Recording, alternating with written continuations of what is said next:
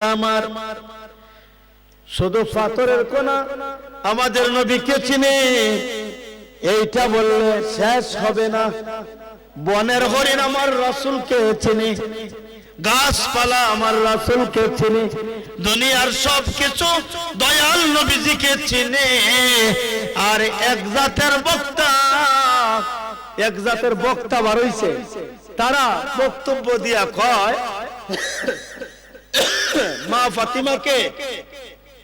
মা ফাতিমাকে কবরে নিয়ে রাখার সময় বলা হয়েছে নাকি যে হে কবর, উনি খাতুনে জান্নাত ফাতিমাতুজ জোহরা হাসান হুসাইনের আম্মা জান, উনি আলী মুর্তজার স্ত্রী, রাহমাতুল লিল আলামিনের আদরের কন্যা। ও কবরের মাটি, তুমি শুনো, উনার সাথে বিয়াদবি করিও না। আর ওই নাদান বক্তার বক্তব্যটা হচ্ছে, আচ্ছা ঠিক করবো না, ঠিক করবো না, আপনারা ঠিক করবো না। সেই নাদান বক্তারা বলে কি যে কবরের মাটি বুঝি জবাব দিছে যে আমরা খাতুনে জান্নাত ফাতিমা চিনি না, হাসান হুসাইনের আম্মা চিনি না, আলী মুর্তজার স্ত্রী চিনি না। যার আমল ভালো হবে সেই কবরে শান্তি পাবে, বলি নাউজুবিল্লাহ। খাতুনে জান্নাত ফাতিমাতুজ জোহরার ব্যাপারে মাটি এমন কখনো এমন জবাব দিতে পারে না। আমরা প্রত্যেক দিন প্রতিটা শুক্রবারে মসজিদের ইমাম সাহেব খুতবাতে বলে শাবাবে আহলে জান্নাহ আল হাসান ওয়াল হুসাইন রাদিয়াল্লাহু তাআলা আনহুমা আজমাইন। জান্নাতের যুবকদের সরদার হযরত হাসান হুসাইন রাদিয়াল্লাহু তাআলা আনহুমা আজমাইন, যিনি জান্নাতের সরদার হাসান হুসাইন, উনার আম্মা জান মাটি চিনে না, চিনে না? হ্যাঁ, মাটি কার দ্বারা তৈরি হয়েছে? উনাদের দ্বারাই তো তৈরি হয়েছে। নূরানী নবীজির জিসিম মুবারকের বদৌলতে তো পৃথিবীর সৃষ্টি হয়েছে, ঠিক কিনা? আল্লাহ রাব্বুল আলামিন বলেন লাউলা কালামা খালাকাতুল আফলাক। বন্ধু, আপনাকে যদি আমি না বানাইতাম, আপনাকে যদি আমি সৃষ্টি না করতাম, তাহলে পৃথিবীর কোনো কিছু সৃষ্টি করতাম না, কিছু সৃষ্টি করতাম না। এই পৃথিবীটা সৃষ্টি হয়েছে একমাত্র আমাদের নবীর কারণে, বলি সুবহানাল্লাহ। আবু জেহেল একদিন নবীজিকে মারার জন্য বাড়ির সামনে কুয়া খনন করছে। বাড়ির যে রাস্তাটা, সারা রাস্তায় একটা কুয়া খনন করছে। কুয়া খনন করে হালকা কিছু জিনিস রাখছে, রাখা এটার উপরে মাটি দিছে, বালু দিছে, ঘাস দিছে, যাতে বোঝা যায় না এটার মধ্যে কুয়া আছে। আর তার গোলামকে পাঠাইয়া বলছে যে আমার ভাতিজা মুহাম্মদকে বলে দিও যে আমি অসুস্থ, সে যেন আমাকে দেখতে আসে, বলি না সুবহানাল্লাহ। আল্লাহর নবী সাল্লাল্লাহু আলাইহি ওয়াসাল্লামের কাছে সেই সংবাদ দেওয়ার সাথে সাথে আল্লাহর নবী তো রাহমাতুল লিল আলামিন দয়াল নবীজি বের হয়ে গেলেন আবু জেহেলকে দেখার জন্য। আবু জেহেলের বাড়ির সামনে যখন গেলেন, নবীজি হঠাৎ ব্রেক ধরেছেন, বলি না সুবহানাল্লাহ। জোরে বলি আল্লাহু আকবার, আল্লাহু আকবার জোরে বলি। ভাই বন্ধুরা আমার, আবু জেহেলের চক্রান্ত নবীকে মারার জন্য গভীর কূপ খনন করেছে। আল্লাহর নবী রাহমাতুল লিল আলামিন সেই কূপের পারে গিয়া নবীজি হঠাৎ করে ব্রেক ধরলেন। আল্লাহর রহমতের ফেরেশতা জিবরাইল আসিয়া বলেন, নবী গো, আপনি ফিরে যান। নবীজি বলেন আমি কেমনে ফিরে যাব, আমি তো রাহমাতুল লিল আলামিন, আমার হেফাজতকারী আমার আল্লাহ, আমি এসেছি আবু জেহেলকে দেখার জন্য, এখন আমি কিভাবে ফিরে যাব? জিব্রাইল বলেন ইয়া রাসূলুল্লাহ ইয়া হাবিবাল্লাহ, এখানের মধ্যে বিশাল বড় একটা খেলা আল্লাহ তৈরি করে রেখেছেন, আপনি ফিরিয়ে চলে যান, আবু জেহেলকে দেখার জন্য সামনে একটা কদমও যাবেন না। নবীজি ফিরে চলে গেছেন নিজের হুজরা মুবারকে। গোলাম গিয়া আবু জেহেলকে বলল ওগো মুনিব, আপনার বাতিজা সেই কুয়ার পার থেকে আবার ফিরে তার হুজরায় চলে গেছে। বলে আল্লাহু আকবার। জিব্রাইল বললেন এখানের মধ্যে বড় একটা খেলা আছে, বড় একটা ঘটনা আছে। আবু জেহেল এতক্ষণ ছিল চাদর মুড়ি দিয়া অসুস্থের বান করে সে শুয়ে রয়েছিল। নবীজি ফিরে চলে গেছেন, সেই খবর শুনিয়া আবু জেহেল একটা দৌড় দিয়া চলে এসেছে নবীজিকে দইরা নিয়ে কুয়ার মধ্যে ফালানোর জন্য। এখানে নবীজিকে মারার জন্য যে কুয়া খনন করেছে সেই কুয়ার কথা তার অন্তরে নাই, ভুলে গেছে। সে লাফ দিয়া যখন এই জায়গায় আসছে, ওই জায়গায় আসিয়া নিজের খনন করা কুয়ার মধ্যে নিজে পড়ে গেছে। গ্রামের মানুষরা বলে না অন্যের জন্য ফাঁদ খুদলে নিজে ওই ফাঁদের মধ্যে পইরা মরতে হয়, বলে না গ্রামের মানুষ। আবু জেহেল যখন সেই কুয়ার মধ্যে পড়ে গেছে, তার সৈন্য সামন্ত যা ছিল রশি আইনা ফালাইছে আবু জেহেল উদ্ধার করার জন্য। রশি যত নিচে যায় আল্লাহ কুদরতি ভাবে আবু জেহেলকে আরো নিচে নামায়। বলেন আল্লাহু আকবার। আবু জেহেল যত রশি নিচে দেয় আবু জেহেলকে আল্লাহ আরো নিচে নামায়। হাদিস শরীফের মধ্যে এসেছে 700 গজ লম্বা রশি পালানো হয়েছে। কয় গজ? 700 গজ। 2 হাতে 1 গজ। কয় হাতে 1 গজ? তাহলে 700 আর 700 মোট 1400 হাত। কত হাত? আওয়াজ দেন না, কত হাত? 1400 হাত রশি ছেড়ে দিয়েছে। রশি যখন আবু জেহেলের হাতে লাগবে আল্লাহ কুদরতি ভাবে আবু জেহেলকে আরো গভীরে নিয়ে যায়। রশি দড়ি আর লাগাল পায় না, ধরেছি আর লাগাল পায় না, আরো গভীরে চলে যায়। কেন গভীরে চলে যায়? সে রাহমাতুল লিল আলামিনের রিসালতের দরবারে বেয়াদবি করেছে, রাহমাতুল লিল আলামিনের সঙ্গে বেয়াদবি করেছে। এর জন্য আল্লাহ রাব্বুল আলামিন তাকে শাস্তি দিয়েছেন। ছোট্ট কুয়া খনন করেছে, সেই সময়ের কুয়াটা ছিল 10 হাত গভীর। কয় হাত গভীর? 10 হাত গভীর কুয়া খনন করেছিল নবীজিকে ফেলে দেওয়ার জন্য, মারার জন্য। কিন্তু আল্লাহর কুদরতে 10 হাত কুয়াটা 1400 হাত গভীর হয়ে গেছে। বলি না আল্লাহু আকবার। আল্লাহ ইচ্ছা করলে পারে কি পারে না? আল্লাহ ইচ্ছা করলে পারে না? আগে যে আল্লাহ ছিল সেই আল্লাহ এখন আছেনি? ভবিষ্যতে সেই আল্লাহ থাকবে তো? আবু জেহেলের সৈনিক যারা আছে তাদেরকে আল্লাহ শাস্তি দিতে পারে কি পারে না? পারে না? পারে তো। নবীর দুশমনকে আল্লাহ বিভিন্ন জায়গায় লাঞ্ছিত করেছে, বেইজ্জত করেছে। এক শয়তান বলেছিল নবীর মিলাদের সুন্নি রে খারাপ জিনিসের সাথে তুলনা করছিল। আমি আমার ভাষা দিয়ে বলতে পারবো না, আপনারা জানেন, ইন্টারনেটে শুনছেন না আপনারা? এক ওয়াহাবি নাদান বলেছিল নবীর মিলাদের সুন্নি ওই খারাপ মলমূত্রের সমান বলেছিল। আল্লাহ তার শেষ নিঃশ্বাস ত্যাগ করাইছে, তার ছাত্ররা তারে অক্সিজেন নাক মুখ থেকে খুলছে, জুতা দিয়ে ইটাইছে। এর চেয়ে লজ্জা আর আছে? নিজের ছাত্র জুতা দিয়ে ইটায়, এর চেয়ে বড় লজ্জা আর আছে? ছাত্ররা সে অসুস্থ মুমূর্ষ অবস্থায় তার মুখ থেকে এই অক্সিজেন খুলে দেয়, এটা বড় লজ্জার বিষয় না? আল্লাহ এইভাবে লাঞ্ছিত করেছে।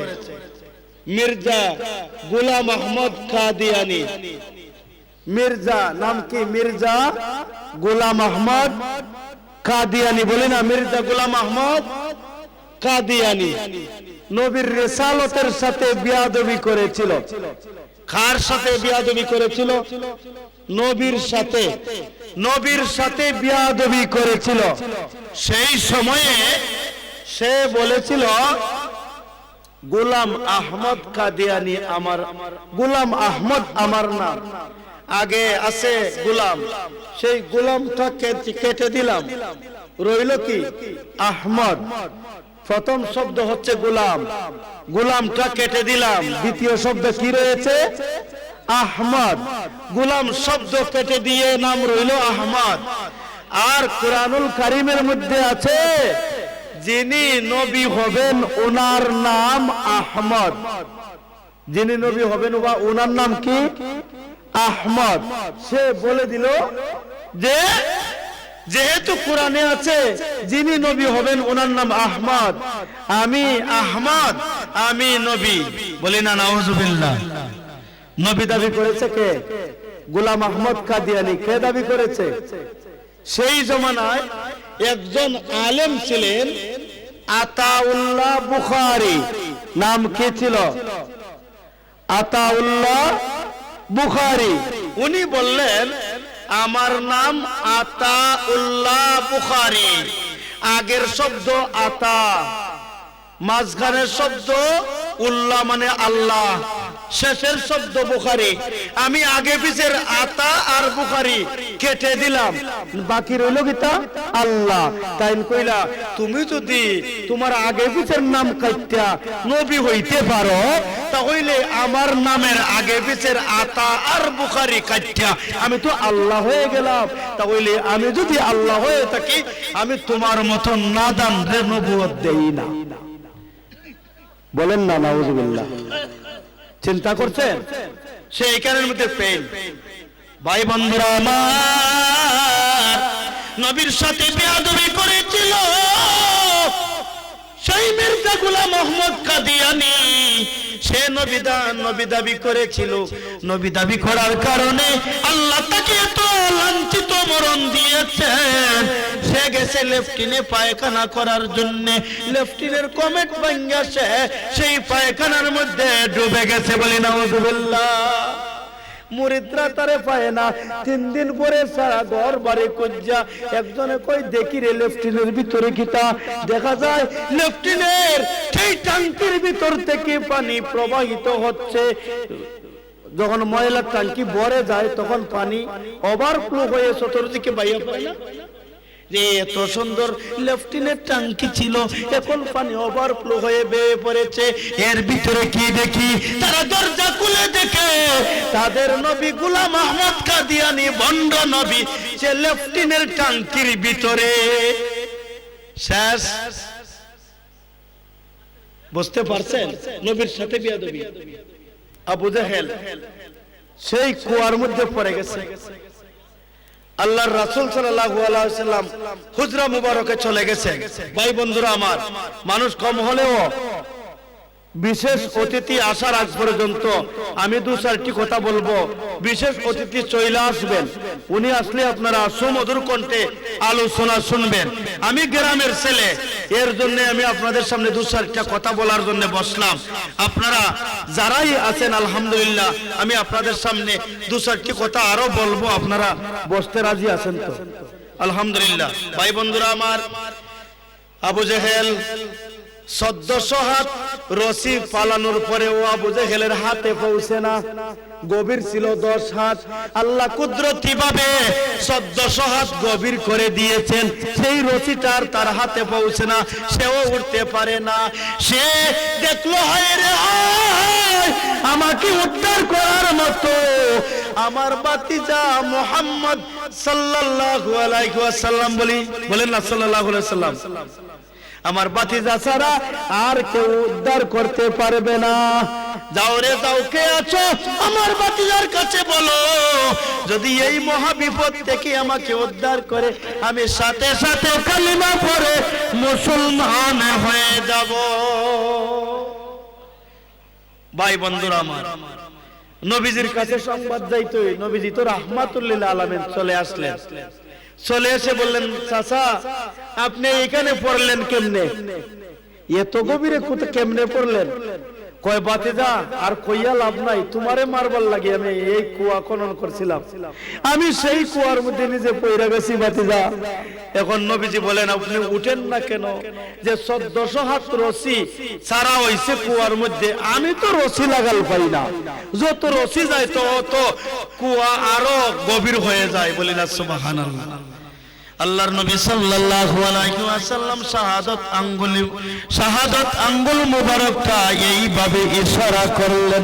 ইশারা করতে দেরি হইল, আল্লাহ ডাক দিয়া বলেন, রে জিবরাইল, আমার কামলিওয়ালা নবী শাহাদাত আঙ্গুল মুবারক এই দিকে কুয়ার মধ্যে ছেড়ে দিয়েছেন। আমার বন্ধু কামলিওয়ালা কুয়ার মধ্যে শাহাদাত আঙ্গুল ছেড়ে দিয়েছেন, আর তাকে গভীরে নেওয়া যায় না। যাও নিচ থেকে পানি ওয়াশ দাও, আবু জেহেলের হাতটা যেন আমার নবীর হাত মুবারকে চলে যায়। বলে সুবহানাল্লাহ। 1400 হাত গভীরের আবু জেহেল নবীজির হাত মুবারকে ধরে উঠে গেছে। উঠতে ওই কয়, ভাতিজা এতদিন বুঝছিলাম তুমি ছোট জাদুকর, 1400 হাত রশি পালাইয়াও আমারে তোলা যায় না, তুমি একটা আঙ্গুল দিয়ে আমারে কেমনে তুলছ? বুঝতে পারছি রে ভাতিজা, তুমি বিশাল বড় জাদুকর। কন্যা নাউজুবিল্লাহ। আবু জেহেল একদিন আল্লাহর রাসূল সাল্লাল্লাহু আলাইহি ওয়াসাল্লামের বদনাম করতে করতে করতে করতে নবীজিকে তো সে বদনাম যত করে, নবীজিকে আল্লাহ রাব্বুল আলামিন শান শৌকত এমন ভাবে বাড়িয়ে দিয়েছেন, এমন ভাবে আল্লাহ বাড়িয়ে দিয়েছেন, নবীর শান শৌকত কেউ কি কমাইতে পারবে? কেউ কি কমাইতে পারবে? ভাই বন্ধুরা আমার, আবু জেহেল নবীর সাথে বিরোধিতা করছে। একদিন শাম দেশের বাদশা হাবিব বিন মালিক, বলি না কোন দেশের বাদশা? শাম দেশের। আপনারা আওয়াজ না করলে আমি কথা বলবো না। কোন দেশের বাদশা? শাম দেশের বাদশা। নাম কি? হাবিব বিন মালিক। নাম কি? হাবিব বিন মালিক। অত্যন্ত তেজস্বী বাদশা ছিল, অত্যন্ত ন্যায়পরায়ণ বাদশা ছিল। যদিও সে কাফের ছিল, তার নীতি আদর্শ তিল পরিমাণের ঘাটতি ছিল না। তার নীতি আদর্শ তার নীতি আদর্শ খুব ভালো ছিল। আবু জেহেল চিন্তা করলো যে আমি আমার ভাতিজা মুহাম্মদকে কিভাবে ঘায়েল করব। চিঠি লিখছে যে ভাতিজা, এত সাথে ছিল কাফার কমেন, যে ভাতিজা চিঠি লিখছে শাম দেশের বাদশার কাছে। আবু জেহেল হাবিব বিন মালিকের কাছে চিঠি লিখছে যে, হে শাম দেশের বাদশা হাবিব বিন মালিক, আমার এই মক্কা নগরীতে একজন মানুষ আবির্ভাব ঘটেছে, এতিম সন্তান আব্দুল্লাহর ছেলে মুহাম্মদ। বলে সাল্লাল্লাহু আলাইহি ওয়াসাল্লাম। আমরা বলি না সাল্লাল্লাহু আলাইহি ওয়াসাল্লাম। চিঠির মধ্যে লিখেছে, ওরে বাদশা হাবিব বিন মালিক, আমার মক্কা নগরীতে একজন মানুষ আবির্ভাব হয়েছে, আব্দুল্লাহর ছেলে, বাপ নাই, এতিম সন্তান। সে এক আল্লাহর কালিমা প্রচার করছে। আমাদের 33 কোটি প্রভুর ইবাদত করি আমরা, আর সে এক আল্লাহর ইবাদত করার কথা বলছে। ওরে হাবিব বিন মালিক, আমাদের পূর্বপুরুষের ধর্মের উপর চুনকালি মাখছে। তার একটা গুণাগুণ লেখছে যে ওই ব্যক্তি যেদিকে বের হয়ে যায়, যদি রাস্তা দিয়ে বের হয়ে যায়, তার চুলের খুশবুতে মানুষ পাগল হয়ে যায়। বলে সুবহানাল্লাহ। খের মধ্যে লিখেছে, সিটিতে লিখেছে, খের মধ্যে লিখেছে, সিটিতে লিখেছে যে হাবিব বিন মালিক এই মানুষটা এমন মানুষ, সে ঘর থেকে বের হইলে তার চুলের খুশবু এত সুঘ্রাণ মানুষের নাকে লাগার সাথে সাথে সে পাগল হয়ে তার কাছে গিয়ে কালিমা পড়ে মুসলমান হয়ে যায়। বলি না সুবহানাল্লাহ। শাম দেশের বাদশা সিটি পড়তেছে, সিটি পড়তেছে। যখন এই গুনাগুন শুনেছে, অজান্তে সে কুরসি থেকে দাঁড়িয়ে সিটি পড়া আরম্ভ করছে। বলি না সুবহানাল্লাহ। নবীর প্রতি তাজিম এসে গেছে, সম্মান এসে গেছে। শাম দেশের বাদশা কিতাবে এসেছে, শাম দেশের বাদশা হাবিব বিন মালিক দাঁড়িয়ে দাঁড়িয়ে নবীজির চিঠিগুলা, নবীর বিরুদ্ধে যে চিঠি লিখেছে সেই চিঠিটা হাবিব বিন মালিক পড়তেছে। পড়া অবস্থায় হাবিব বিন মালিকের চোখের পানিটা চোখের কোণায় এসে গেছে। বলে সুবহানাল্লাহ। আচ্ছা আচ্ছা, আলহামদুলিল্লাহ। বলি না নারায়ে তাকবীর, নারায়ে তাকবীর, নারায়ে রিসালাত। আহলে সুন্নাত ওয়াল জামাত। বিশেষ অতিথির আগমন, বিশেষ অতিথির আগমন। বিশেষ অতিথি উনি আমাদের অমৃতার পাশেই খালাপুর চলে এসেছেন। 10 মিনিটের ভিতরে চলে আসবেন। আমি আমার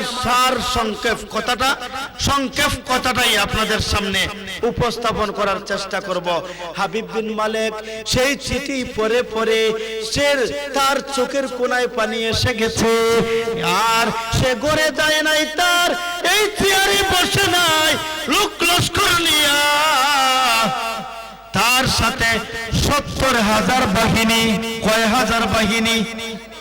70,000 বাহিনী নিয়া হাবিব বিন মালিক মক্কা নগরীতে এসেছে। বলে সুবহানাল্লাহ।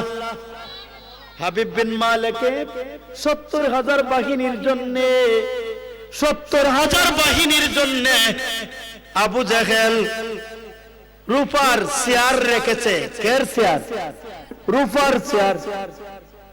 আর হাবিব বিন মালিকের জন্য স্বর্ণের একটা কুরসি রেখেছে।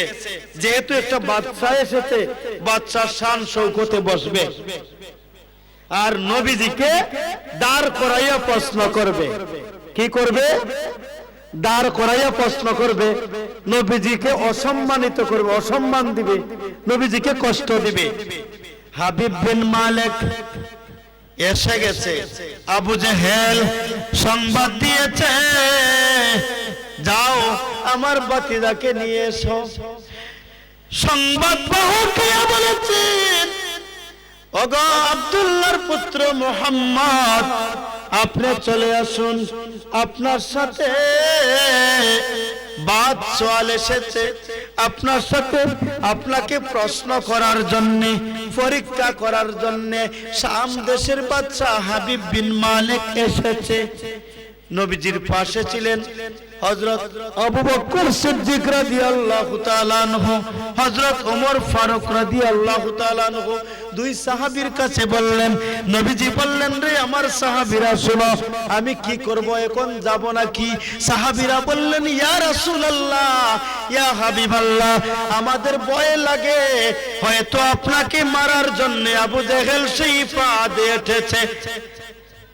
আল্লাহর নবী বলেন, না না না, আমি যাব না, আমি যাব না। গিয়ে যদি আমি বসে থাকি, তারা বুঝবে আমি বোধহয় ভয় পেয়েছি, আমি ভয় পাইব না, আমি তাদের সামনে যাব।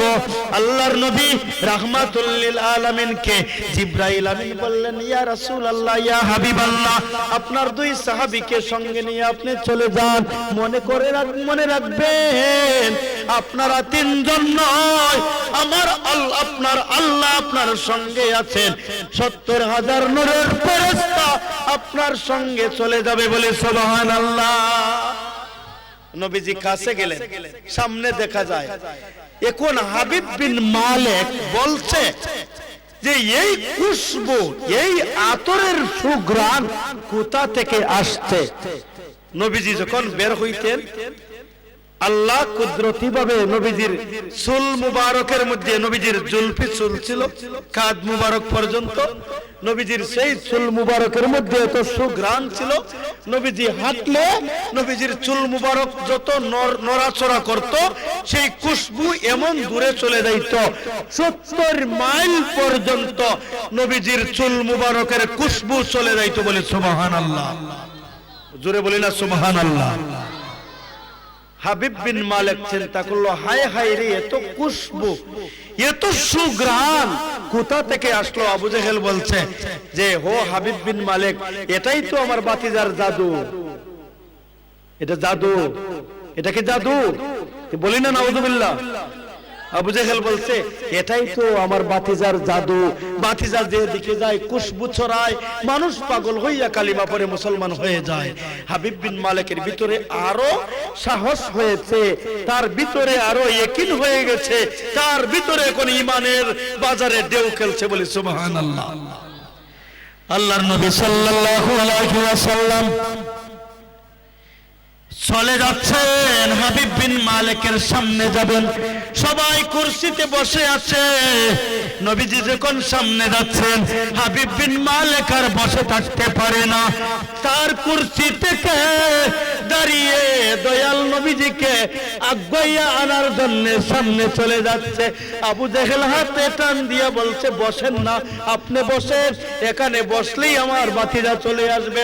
হাবিব বিন মালিক বসে নাই, বসে থাকে নাই, সে আগাইয়া প্রায় 1 কদম 2 কদম করে 7 কদম সামনে চলে গেছে বলে সুবহানাল্লাহ।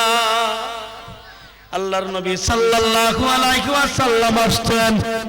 আবু জেহেল টান দিয়া নবীজিকে বসাইতে চাইছে, হাবিব বিন মালিক কুরসিতে বসবে, বসার সময় কুরসির হাতে হাত দিয়েছে, সে দেখে রে সেই কুরসিতে বিষধর সর্প হা করে বসে আছে। বলি না সুবহানাল্লাহ। এখন হাবিব বিন মালিক বাদশা বসার জন্য যখন গেছে গিয়া দেখে বিষধর সর্প হা করে বসে আছে, সে এমনি ছিটকে দিয়া দূরে চলে গেছে। আল্লাহর রহমতের ফেরেশতা জিবরাইল বলেন, ইয়া রাসূলুল্লাহ, ইয়া হাবিবাল্লাহ, আপনার চেয়ে শানে মানে বড় আর কে হতে পারে, আপনি গিয়া সেই স্বর্ণের কুরসিতে বসেন বলে সুবহানাল্লাহ। নবীজি সেই স্বর্ণের কুরসিতে বসছেন, আর আবু জেহেল দাঁড়ানো, হাবিব বিন মালিকও দাঁড়ানো। ফেরেশতা বললেন, ইয়া রাসূলুল্লাহ, ইয়া হাবিবাল্লাহ, আপনি বসে যান। হাবিব বিন মালিক যখন দাঁড়িয়েছে, সৈন্য সামর্থ্য সবাই দাঁড়িয়ে গেছে। আল্লাহ হুকুম দিলেন, রে ও আমার রহমতের ফেরেশতা, তোমরা সেই কুরসিতে বসে থাকো। হাবিব বিন মালিকের জন্য দাঁড়িয়ে থাকাটাই হচ্ছে সবচেয়ে উত্তম, সবচেয়ে উত্তম সে দাঁড়ান। আবু জেহেল দাঁড়িয়ে থাকুক, আমার বন্ধু কামলিওয়ালা বসে যাবে।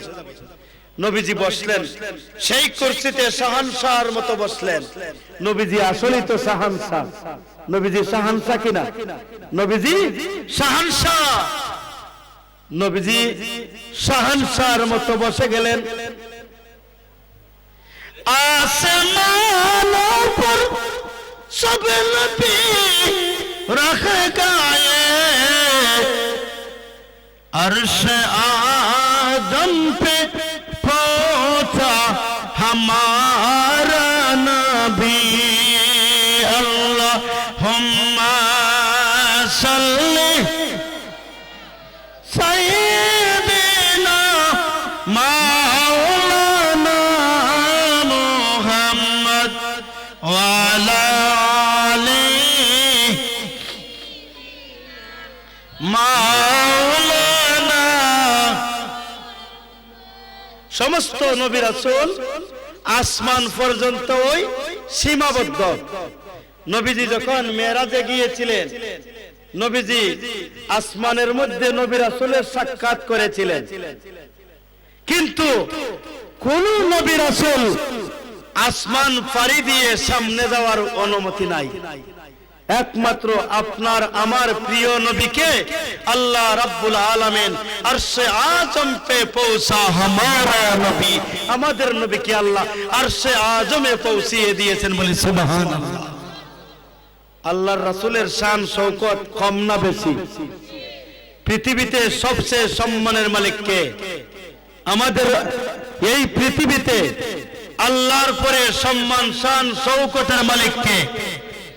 ওয়ালিল্লাহিল ইজ্জাতু ওয়ালি রাসূলিহি ওয়ালিল মুমিনিন।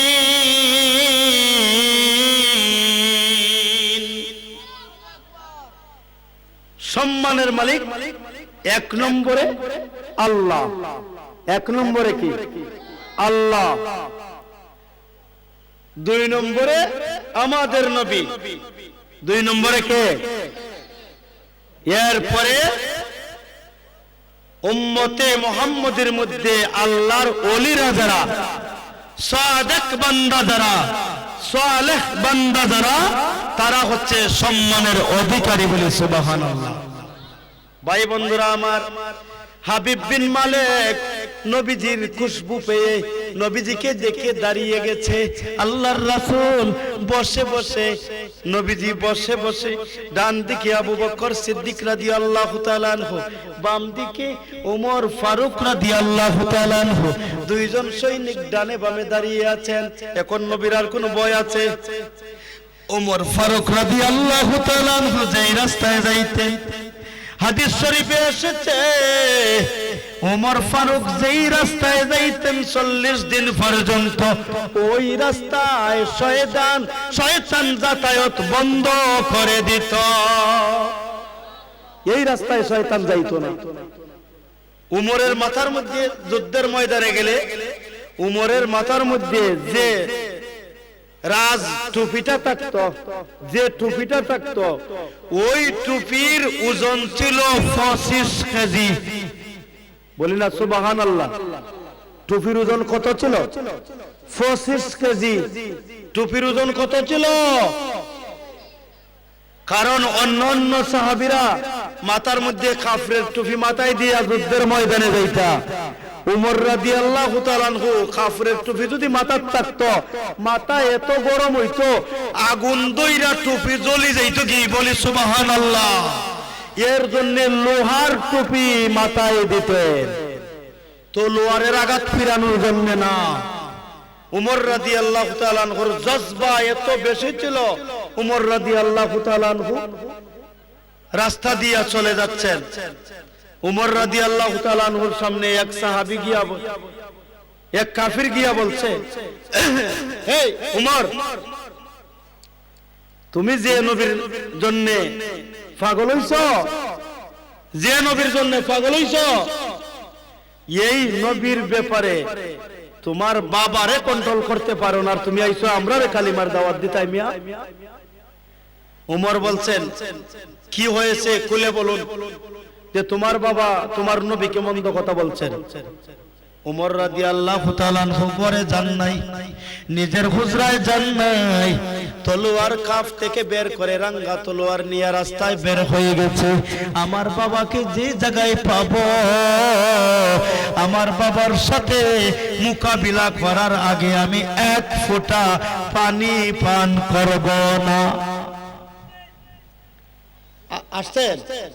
নারায়ে তাকবীর, নারায়ে তাকবীর, নারায়ে রিসালাত, আহলে সুন্নাত ওয়াল জামাত। বিশেষ অতিথি সাহেবের আগমন, বিশেষ অতিথি সাহেবের আগমন অমৃতার পক্ষ থেকে